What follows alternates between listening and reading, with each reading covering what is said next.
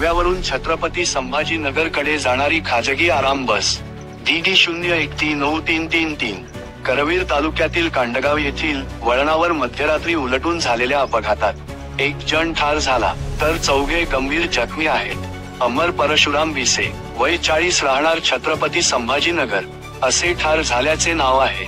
या अपघातात 30 पेक्षा जास्त जखमी झालेले आहे।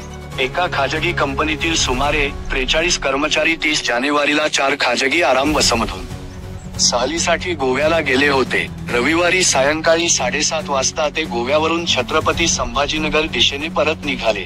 आराम बस DD 019333 ही बस रात्री 12च्या सुमारास कांडगावच्या तीव्र वळणावर उलटली।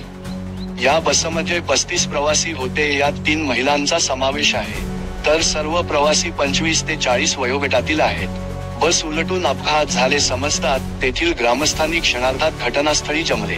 त्यांनी काही जणांना बाहेर काढले, त्यावेळी एक जण जागी ठार झाल्याचे निदर्शनास आले। 4 गंभीर जखमींना तत्काळ कोल्हापूरला CPR आणि खाजगी रुग्णालयात हलवण्यात आले।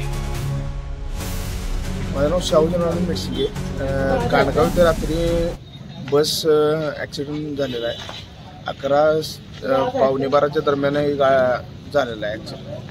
काय माहिती झालं गाडी कुठून कुठे जात होते? गाडी गोव्यासून संभाजीनगरला छत्रपती संभाजीनगरला चालली होती। पॅसेंजर किती होते? काय पॅसेंजरचे काय आकडा आपल्याला माहिती नाही। मग तरी जखमी वगैरे किती, काय कसं झालं?